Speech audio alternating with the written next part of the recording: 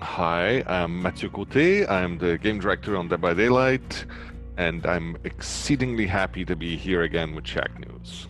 So, Matthew, first of all, congratulations on one hell of a year for your studio. Oh my God, you guys have done so much this year, like almost more so than I think any other year.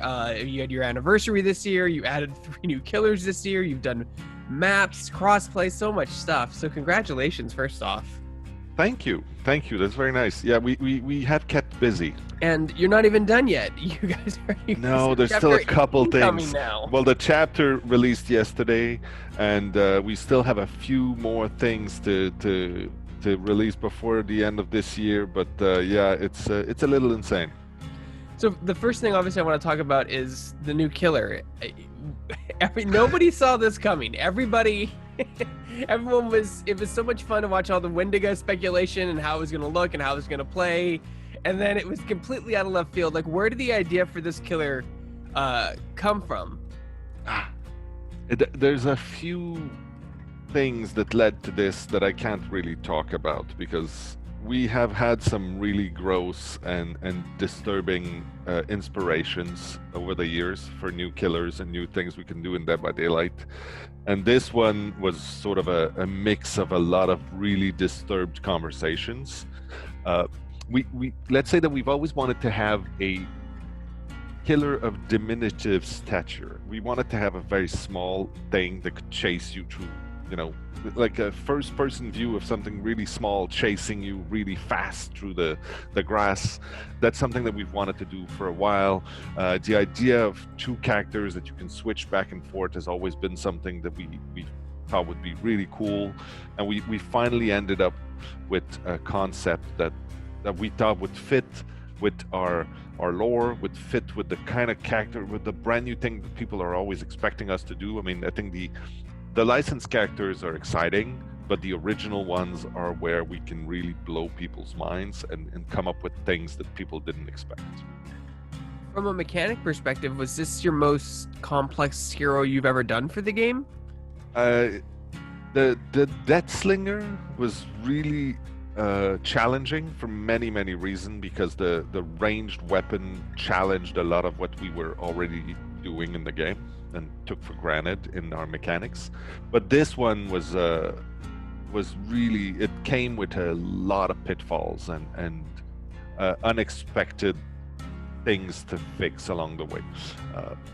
Yeah, it was a really tough one to do because it leads to so many edge cases. It's certainly not straightforward.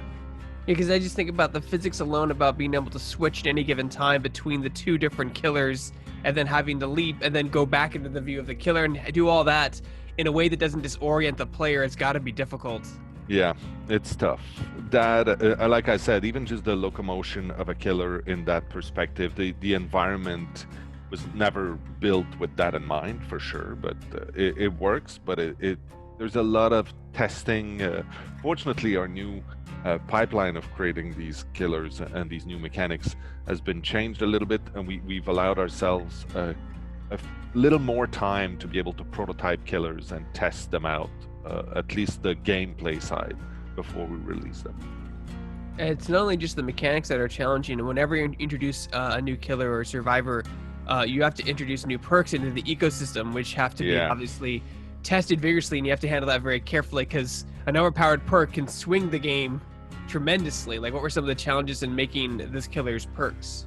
Well, as you pointed out, it's testing the perks is becoming increasingly more difficult with every new killer that we do, every new survivor, because it's not just the perk, it's the perk in combination with every other perk in the game, and it's that perk against every other perk in the game and every power of every killer. So the combinations, I'm not a deep math person, but it's many numbers.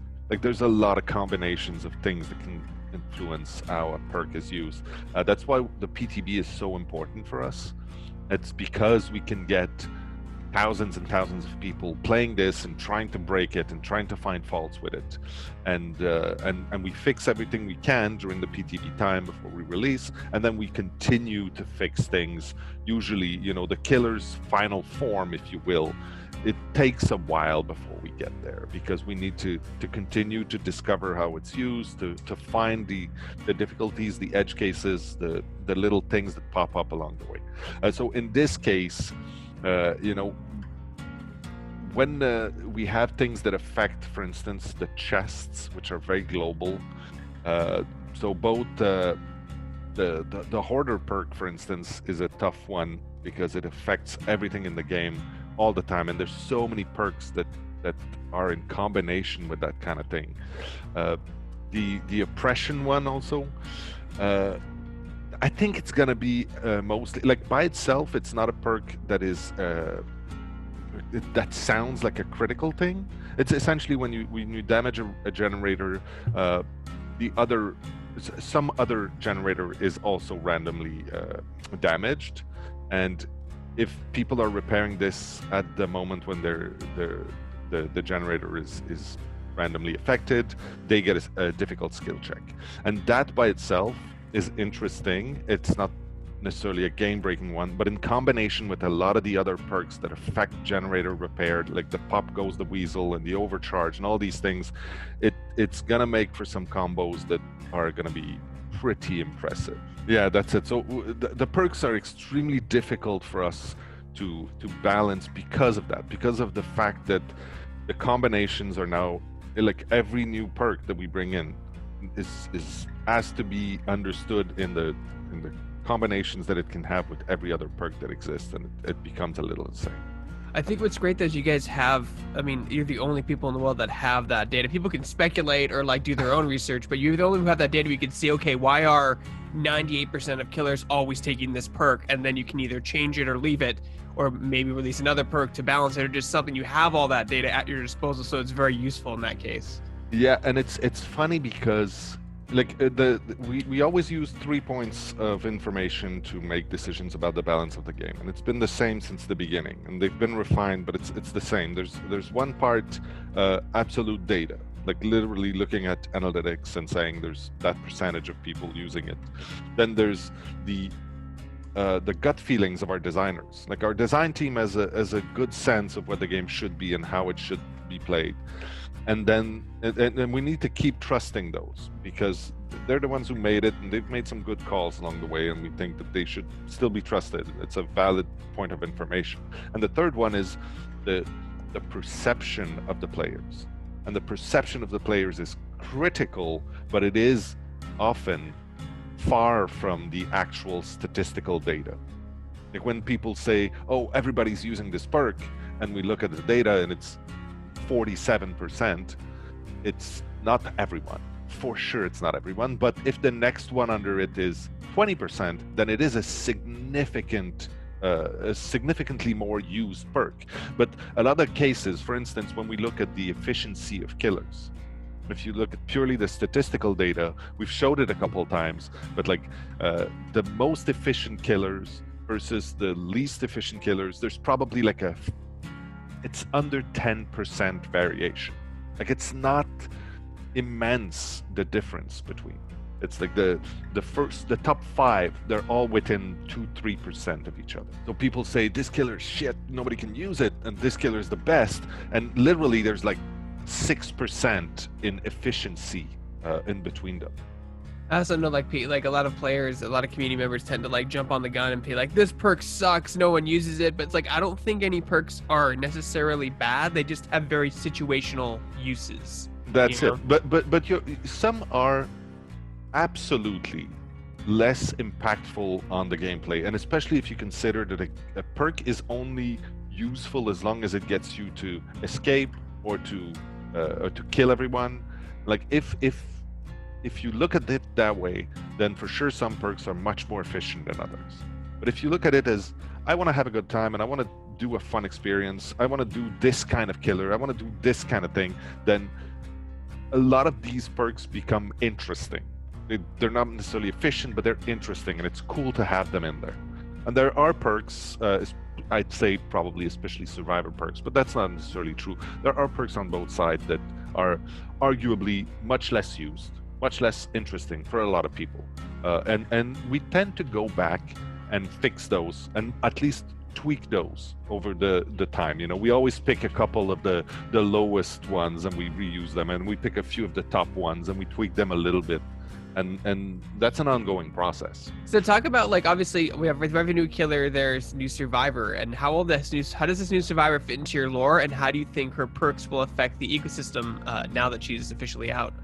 Well, I think that the lore specifically of Elodie is super interesting. She's a quick follower to Felix that we had just before, and both of them are connected.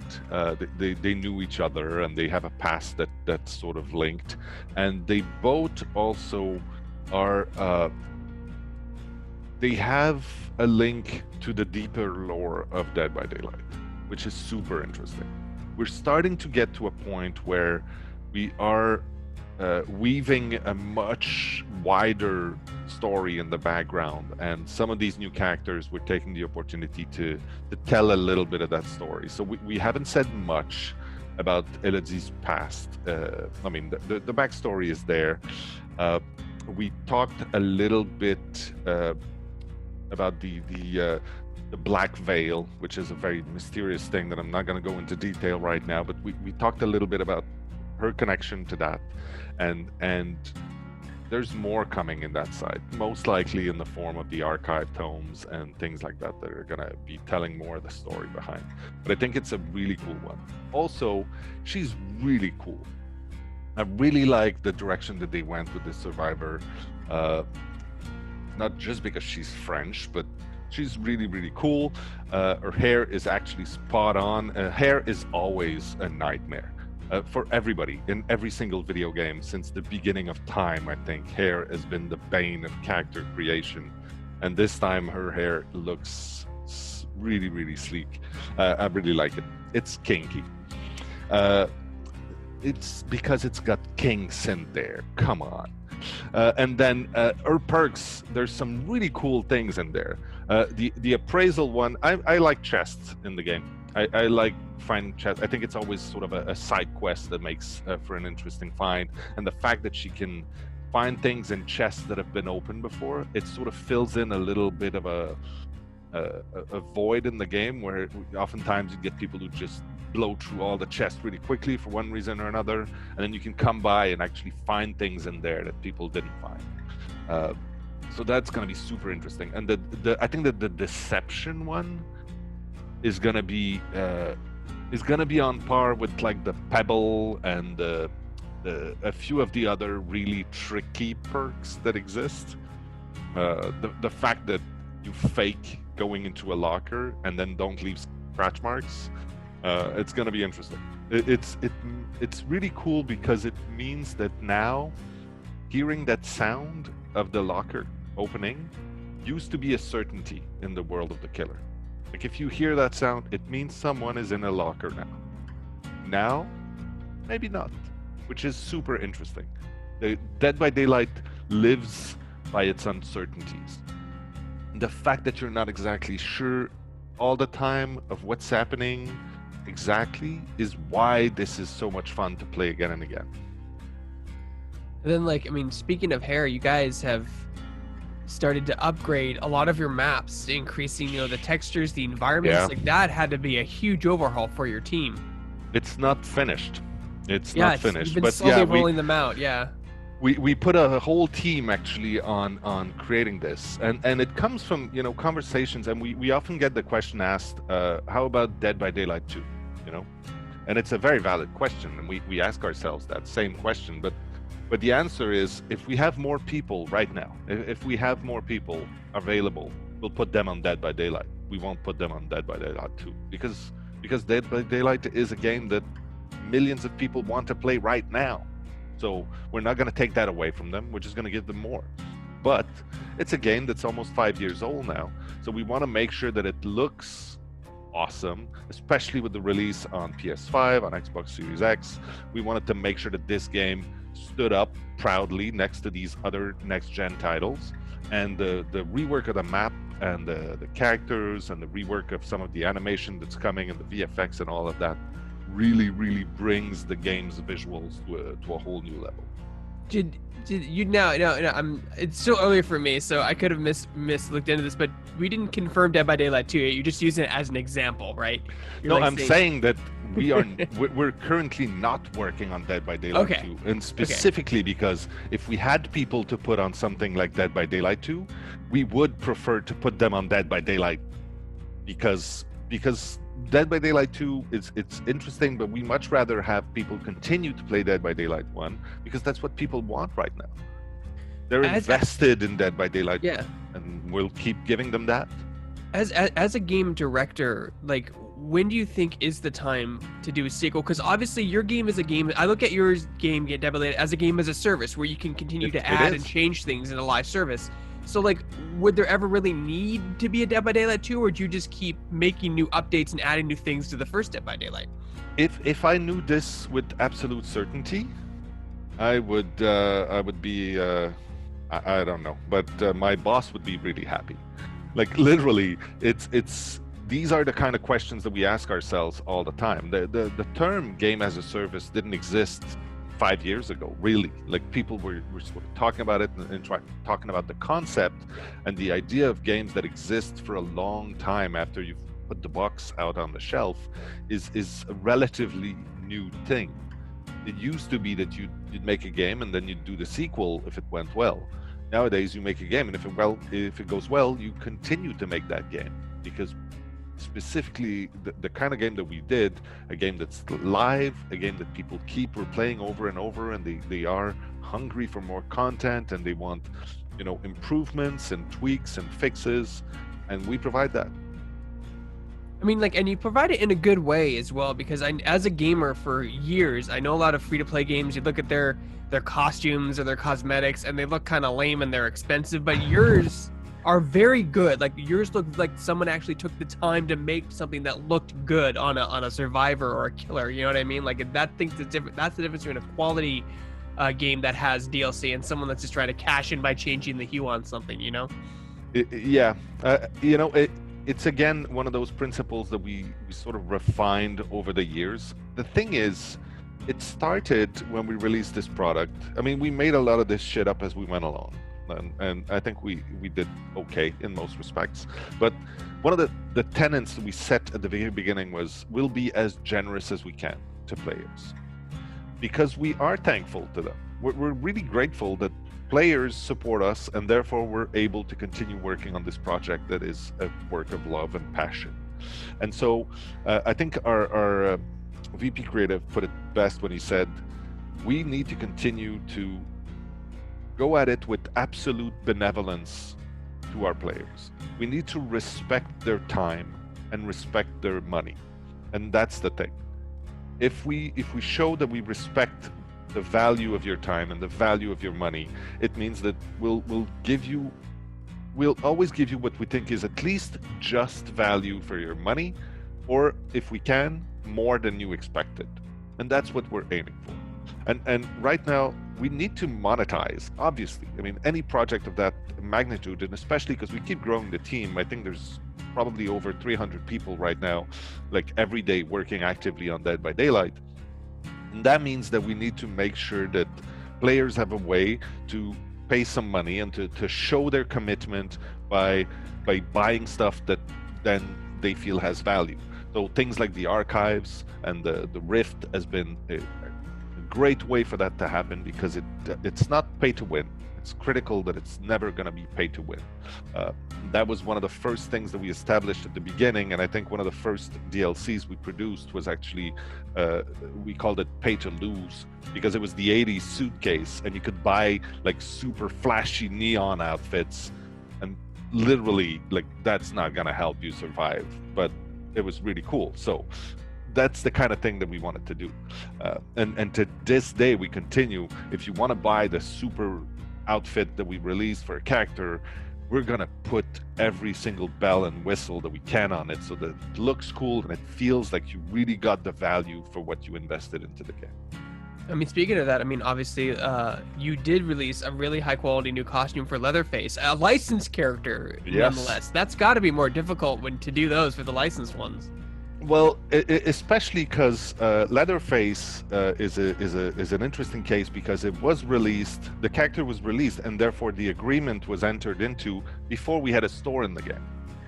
So the notion of multiple costumes for a character did not even enter our minds at the time that we entered into that agreement. So we had to go back and talk to the licensor and find ways to make everybody happy about that. And it's also about being respectful and truthful to the source material. And Leatherface has a few different outfits as opposed to some other licenses where it might be a little more difficult to find a look that fits. And it's a matter for us to sometimes it's staying very, very close to the source material. Halloween is another example. We were able to put in that hospital gown because in the movie, like in one scene at some point, he's in a hospital gown and it fits and it's true to the story. But it's very difficult for us to make 100 different costumes for Michael Myers, even though we might want to. But in other cases, like for instance, the pig in David Tapp, the fact that this is much more rooted in reality and these characters feel like they are and it's also because of the series of established so many different looks and variations that working with Lionsgate we were able to create outfits that didn't exist or that weren't really seen in the series and variations on this. So it's really dependent on the different types of things. But Leatherface, getting the old lady in was really really fun. It's such a crazy, creepy outfit to put in. It was really cool. And speaking of other visual aesthetics, the generators increased in size exponentially. Was there a creative, was there a design reason behind their size increase, or is that just you wanted them bigger? You spend so much time looking at these things. And it's Right. funny because it's to me, that's one of the props in the game that really represents the fact that this is not a real place. It is the idea of a place. The whole thing, you know, the original prototype, I talk about this a few times, but the original prototype had you in front of a box and you had a just completely generic minigame to do because the idea was you're in a dream or a nightmare or you're in a place you don't understand and you're trying to accomplish something, you're trying to do a thing and you have to do the thing before you get interrupted and it doesn't matter what the thing is. And just like in those nightmares, you know, you sometimes have you feel the importance of a task even though you don't understand the task, and the generator is exactly that. You're sort of scrambling around doing something that's unclear what you're doing, but you definitely feel that progression, you feel the stress, you need to do the thing if you want to escape. And so that machine needed to be just a representation of that, a complex task in front of you. And we really cranked up the look of it, and the animation is much better and the everything. And there's still some the idea was to not modify gameplay by doing that, but the increase in size, the fact that there's more sparks and things has an impact on gameplay. We think it's good. It might be tweaked. Like tweaked as in like they might be get smaller, like or larger or something like that. That's it. So because it does have an, like everything we do has an impact on gameplay because the gameplay is so core, like the fact that you're hiding. Therefore, if there's more sparks when you're working on a gen, it means that the killer can see you from farther away. They can get an indication. It's the same with the lights on the door. You know, when you're flipping the door, you can see it from so far away. It's an indicator. So if we were to change even the luminosity or the color, it will have an impact on the game. So these things are inevitable, but it means that we will look at them again and we'll see if they are still good, they're still bringing gameplay. Yeah, as I mean, I don't want to get into this too much, but yeah, as the game director, you think the smallest change can lead to the most imbalancing in the game, and it's incredible how like one small change can change the gameplay so much. You got to be really careful. Well, yeah, but at the same time, we had to at some point sort of accept our destiny and embrace the chaos. Like there's so much going in there, and it's absolutely true. Like the smallest little detail can imbalance a perk at the other end of the spectrum, but But the good thing is now we have reached a critical mass, but there's so much happening in this game, and every single game is so different because the wide range of maps and the visuals in there and the layouts are different, and the range of killers and the survivors you can be matched with, and the outfit that they're wearing and the perks that they brought in. There's so many things that come into play that one single thing, it's very rare that one single thing will screw up the whole, but it'll change things, it'll make waves, and then we readjust, and we sort of constantly stir the pot. I don't know what's the right metaphor with that, but yeah, just keep experimenting. Basically, you're always learning, you're always evolving. It's a game, it's a live game, so you're always going to be making changes and fixing things. You know, it's funny. Like 3 or 4 years ago, if I can remember right, I remember you got as close as you're going to get between survivor and killer balance. I think at the time you said it was like 48% survivor win rate, 52%. Like it's so close. You know what I mean? Yeah, but the thing is, with such a large number of games being played every day, statistical, like the statistics of it, like if I say to you again that today we're about 50%, let's say plus minus 5%, it's about that, depending on the killer, depending on the ranks, blah, blah, blah, it changes, but it's about there. Usually it's more like 48 survivor, 52 killer, or something like that, just to make sure that the killers are still at the edge. But that means that if you're really, really good at the game, there's a chance that you're part of the people who win most of the time. So if you play survivor, you might escape 80% of the time. And there's a poor sucker out there who's the opposite end of the spectrum and gets killed 80% of the time to make up for it. So the individual experience is really different from the statistical experience. But statistically, yes, the game is at a good point, it's balanced, but for you as a personal experience, it might not be. Yeah, I mean, sorry. I mean, some people have bad games. I've had bad games where you lose in 10 seconds. Other people have bad games where they win in 10 seconds. So, I mean, like it's just a thing. Sometimes you have bad games.